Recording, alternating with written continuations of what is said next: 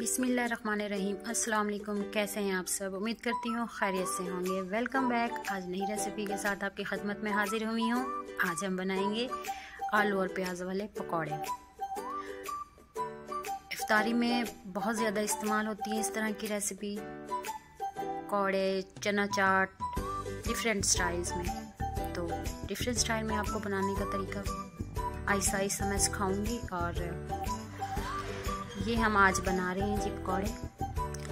Start करते हैं हम अपनी वीडियो। एक बाउल में मैंने 2 मीडियम साइज़ के आलू लिए हैं और इस शेप में मैंने वो कट किए हैं, ये देख सकते हैं आप। और 1 प्याज लिया है मैंने, अनियन है मेरे पास, और 3 से 4 हरी मिर्च है, इनको कट कर लिया है और इसको इसमें मैंने ऐड कर दिया। अब इसमें हम साबुत खुश्क धनिया ऐड करेंगे 1 टेबल स्पून। 1 अंडा ऐड करेंगे और इसमें अब हम नींबू का रस निचोड़ेंगे। 2 टेबल स्पून डालेंगे नींबू का रस। मेरे पास फ्रेश होता है तो इसलिए मैं फ्रेश ऐड करती हूँ।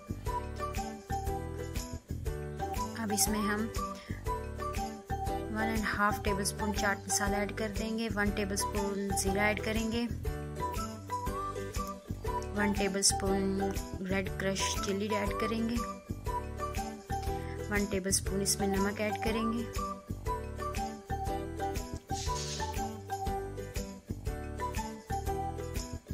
वन टेबल स्पून इसमें काली मिर्च ऐड करेंगे, काली मिर्च पाउडर ऐड करेंगे। इसमें हम सब्ज़ धनिया ऐड करेंगे और थोड़ा पुदीना भी ऐड कर देंगे काट के। अब हम इसको मिक्स करेंगे। मिक्स वेल अच्छे से, ये देखें जिस तरह से। अब हम इसमें बेसन ऐड करेंगे। मैंने अभी खाने वाला चम्मच 2 टेबल स्पून इसमें बेसन ऐड करूँगी और इसको मैं अच्छे से मिक्स करूँगी।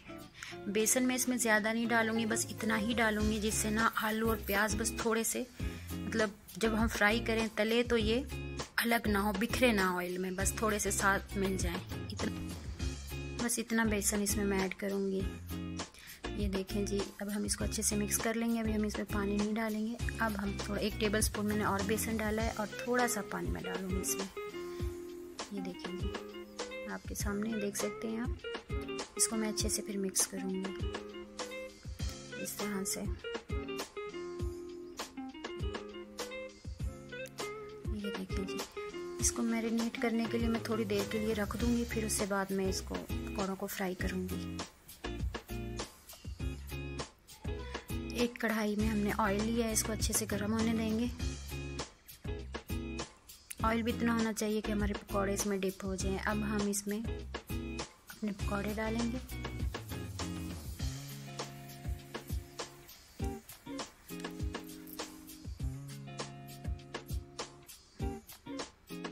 ये देखें जी, इस तरह से करके हम अपने सारे पकौड़े इसी तरह डाल देंगे ऑयल में।